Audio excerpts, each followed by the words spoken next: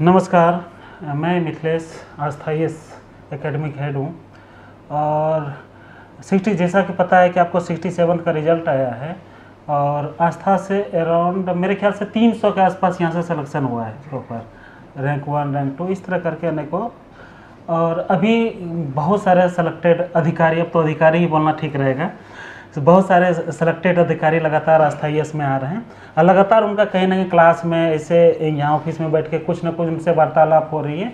आज पहली बार ऐसा मौका मिला कि पंकज जी मेरे बहुत करीबी हैं और इनसे बात करने की मैं खुद ही बात करने को सोचा कि मैं खुद बात कर लूँ इनसे, तो ये मुझे उचित लगा। तो मैं पंकज जी से आज स्वयं बात कर रहा हूँ। पहली बात तो पंकज जी आपको बहुत बहुत बधाई। और मैं आस्था का और अभी सर का 223 रैंक है, 233 रैंक 233 रैंक आया है।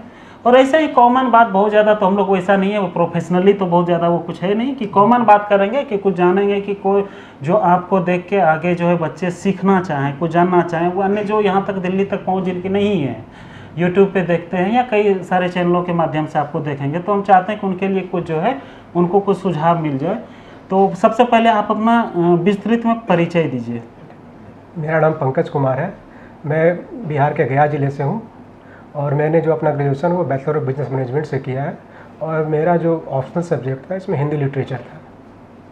क्या इस बार GS1 GS2 और हिंदी के क्या रहा है, मतलब कि स्कोर GS1 का क्या था? तो 168 था मेरा GS1 में और GS2 में मेरा 135 है। अच्छा। और 190 है मेरा हिंदी लिटरेचर। हिंदी इस बार सुनते हैं कि बहुत अच्छा सबसे आगे रहा है। हाँ जी, ठीक रहा, अच्छे लोग लिख रहे हैं तो अच्छा। हाँ बिल्कुल सही बात है, सब कुछ लिखने के ऊपर है।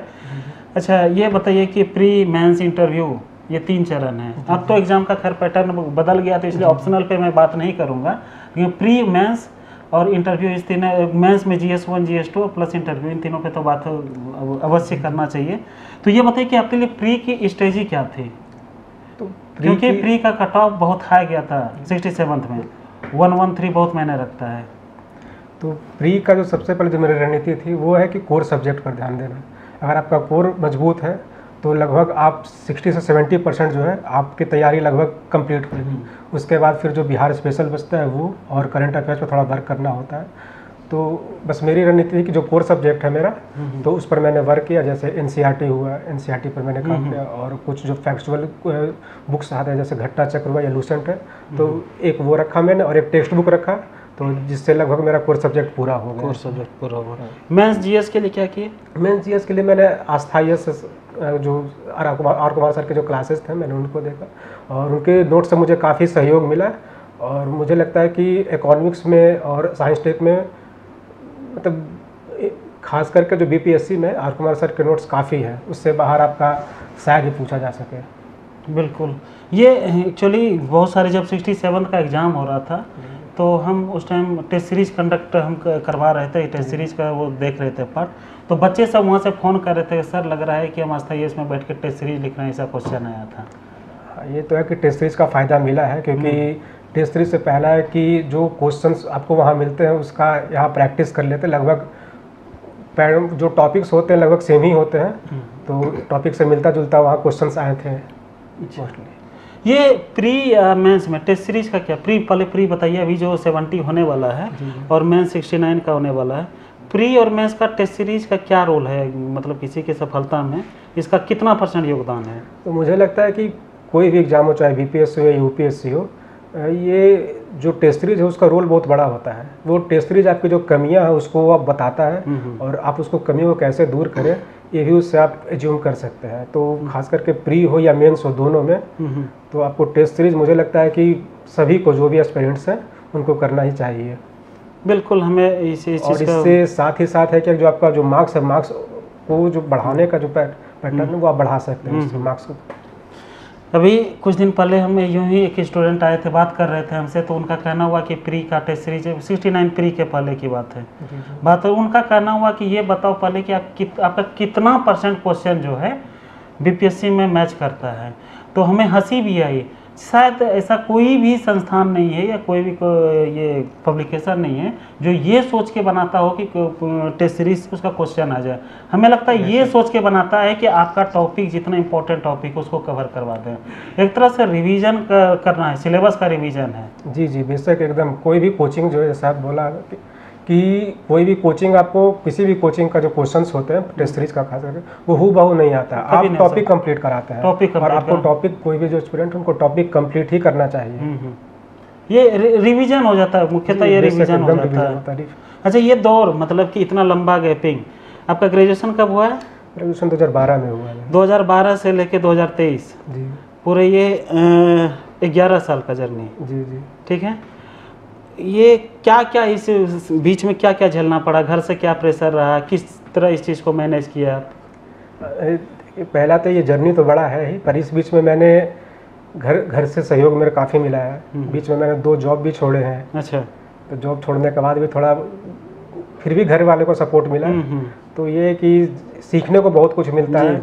और ये तैयारी सिर्फ मान के चलिए सिर्फ तैयारी नहीं, तरह से ट्रेनिंग है कि आप कैसे सीख रहे हैं लोगों को, आप अपने इमोशन को कैसे मैनेज कर रहे हैं, कैसे आप खुद को मैनेजमेंट कर रहे हैं और पढ़ाई को अपने आप को कैसे अपडेट कर रहे हैं। ये आपको आगे चल के बीपीएससी को जब आप फील्ड में आएंगे आपको वहाँ काम आएगा ये चीज़ें। नहीं, ये बहुत अच्छी बात आपने बताया। बहुत सारे बच्चे देखते हैं कि बहुत सारे खास करके विशेष करके बच्चियाँ कुछ मेल फीमेल दोनों मान लिया जाए, तो इसमें 1-2 अटैम्प्ट में अगर प्री नहीं हो पाया, मेंस में बहुत ज़्यादा वो सब ना डिप्रेशन में चले जाते हैं, बहुत ज़्यादा गंभीर उस पर सोचने लगते हैं। तो जो इस तरह का जो एक होता है ना कि संक्रमण के दौर से वो गुजरने लगते हैं कि बहुत ज़्यादा उनके मन में दुविधा होती है, अब क्या कर रहे हैं, छोड़ दें या बीपीएससी छोड़ दें, छोटा कोई और जॉब ढूंढ लें, इस तरह के ढेर सारी बातें हैं। तो इस तरह जो डायलेमा की स्थिति होती है उस चीज़ को कैसे मैनेज किया जाए? तो इस चीज़ में देखिए सबसे पहले जो आपको एक ही चीज़ याद रखना कि आप किस लिए यहाँ आए हैं, आपको अपना लक्ष्य याद होना चाहिए। बाकी तो है हमेशा, मतलब ये एक चरण के रूप में है। कभी कभी है कि नेगेटिविटी आएगी आपको, कभी आप ऐसा होगा कि पीटी नहीं होगा, मेंस नहीं होगा, ये चरण चलता रहेगा। पर इस समय आपको हिम्मत रखना है और आपको अपना बेस्ट देना है कि हाँ जो कहाँ मैंने गलतियाँ की हैं उससे मैंने क्या सीखा है। तो उससे सीखो का अपने आप को अपडेट करते चलेंगे तो अवश्य ही आप अच्छे रैंक पहुंच पाएंगे। इसमें कुल मिला के ये है कि जो आपने गलतियां किया उसको पछतावा मत कीजिए, उससे सीखिए और उसको मतलब जो कमियां हैं उसको आप खुद दूर कीजिए। जब तक आप कमी दूर नहीं करेंगे तब तक आपका इसमें रिजल्ट शायद मुश्किल है।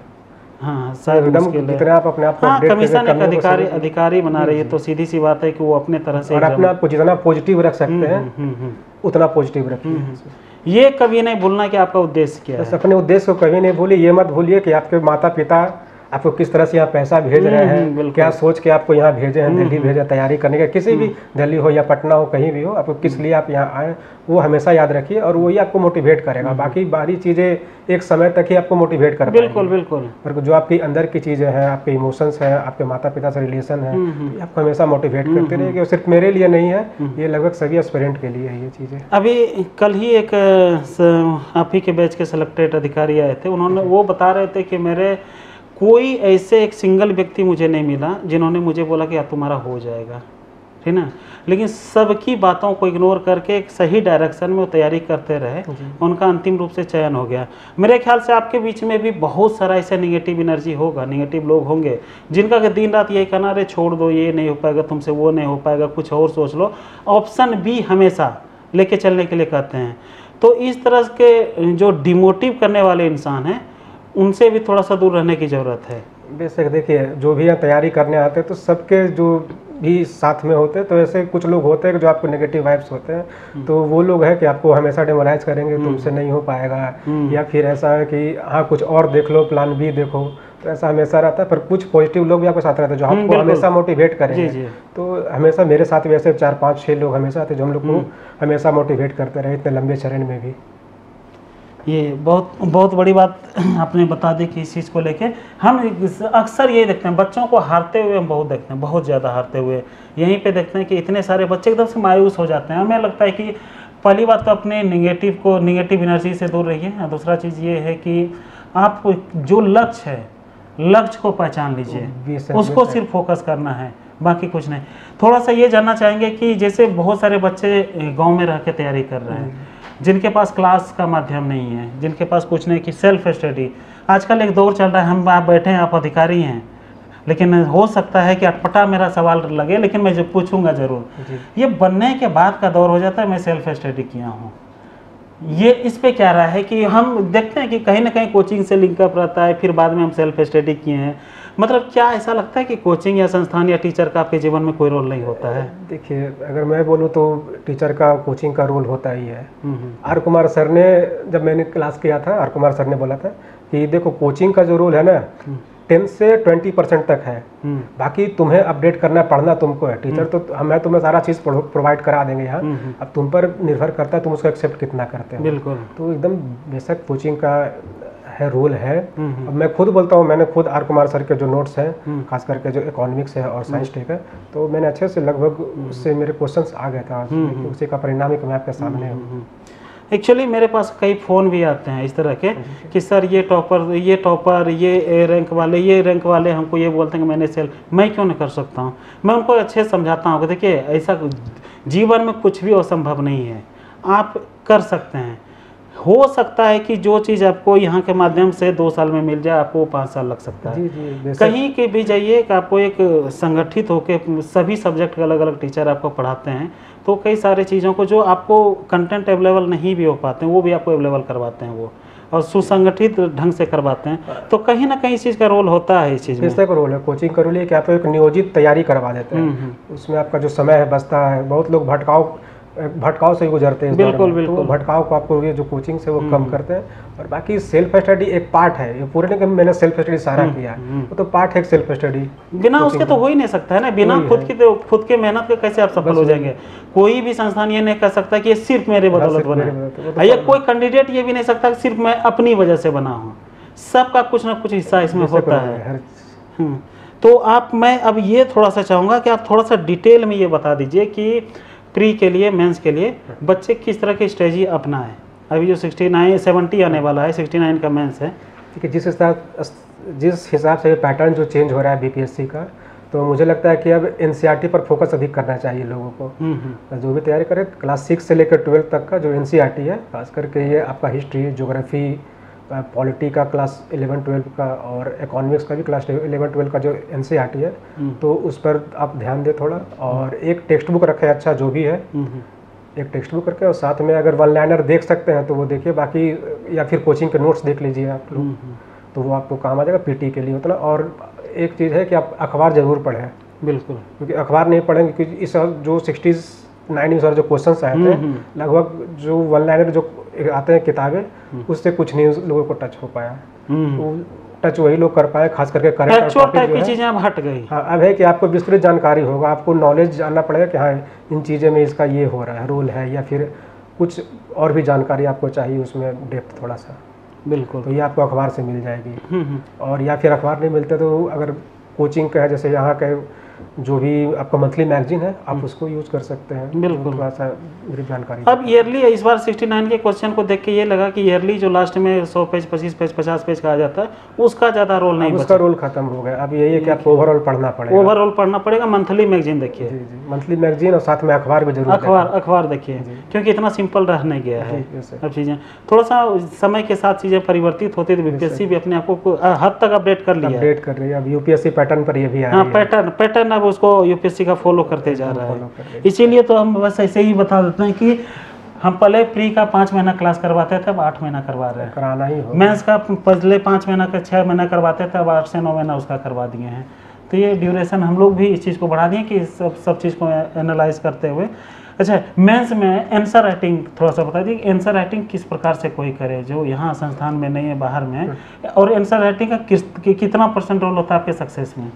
एनसीईआरटी, अगर मैं आंसर राइटिंग का रोल बताऊँ तो आंसर राइटिंग का रोल खास करके मेंस में जो है 50% है। जितना आप पढ़े हैं ना, आप अगर उसको नहीं आप उसको एक्सप्रेस अच्छे से नहीं कर पाते, क्वेश्चन का डिमांड पूरा नहीं कर पाते, तो आपके नॉलेज का बहुत ज़्यादा कोई रोल नहीं हो पाएगा। इसलिए आंसर राइटिंग का बहुत रोल है, और इसके लिए आपको वो एक दिन में आएगा नहीं है, 2 महीने में भी नहीं आएगा। इसके लिए आपको निरंतर अभ्यास करना पड़ेगा। तो जो लोग भी निरंतर अभ्यास करते रहे हैं, 1 साल 2 साल जो भी हो, या फिर किसी कोचिंग संस्थान से में टेस्ट सीरीज ज्वाइन कर रखे हैं, तो उनका लगभग जो आंसर राइटिंग है वो स्किल अच्छे हो जाते हैं। बिल्कुल बिल्कुल, लगातार आपको करना पड़ेगा। हाँ, एक करना एक दिन होगा। या एक महीने की चीज़ नहीं है। आप जब तक जीवन में बार बार करते नहीं रहोगे तब तक आप बेस्ट नहीं दे आंसर राइटिंग पाओगे। सीखने का चीज़ है, क्योंकि कॉपी वही जाती है ना हमारी, जो नंबर देता है वो तो आंसर राइटिंग पर ही देता है। बिल्कुल बिल्कुल तो बिल्कुल। यही है, तो इसलिए आंसर राइटिंग बहुत इंपॉर्टेंट रोल निभाता है आपके मार्क्स में और रैंक में। इसी बार हम 67th में देखे कि जो असफल हो गए, बहुत सारे लोग, बहुत सारे असफल कैंडिडेट हमारे पास आए थे, अपनी कॉपी लेके सर से मिले, ये देखे, एक चीज़ देखे उसमें कमियां, मतलब कि जो ये कि अपने स्तर जो चीज़ों से किया गया था और कहीं ना कहीं रह के, मतलब किसी न किसी के गाइडेंस में रह के किया है, बहुत अंतर है कॉपी में। एकदम अंतर आएगी सर इसमें तो, क्योंकि गाइडेंस आपका होता है क्या ना कि जो क्वेश्चन का डिमांड है आप उसको पूरा कर पाते हैं, बिल्कुल। तो वो समझना बहुत ज़रूरी है कि क्वेश्चन डिमांड क्या कर रहा है। तो वही है। अब ये थोड़ा सा आप अपनी सफलता का श्रेय, ठीक है, सर्वप्रथम किनको देना चाहेंगे? सर्वप्रथम तो अपने सफलता का श्रेय अपने माता पिता को, बिल्कुल। अपने परिवार को देना चाहूँगा, हम्म, और फिर दूसरा जो श्रेय वो अपने गुरुजन को देना चाहूँगा। और जीवन में हमारे साथ कुछ ऐसे मित्र भी रहे जो हमेशा हमको मोटिवेट किए, हर मोर्चे पर हमारा साथ दिया। जैसे तो एक सब जैसे ऐसे में जिसका नाम है नीरज है, रेणु है, उमेश, मिथुन, फिर मेरा भाई रंजन कुमार, तो वो लोग, उन लोग का काफ़ी योगदान रहा है मेरे इस जीत में। अच्छा चलिए, अब सेकंड सवाल ये है कि मतलब कि इस पार्ट का दूसरा सवाल ये हम अपने तरफ से पूछे हैं। आस्था यश का आपके जीवन में क्या रोल रहा है?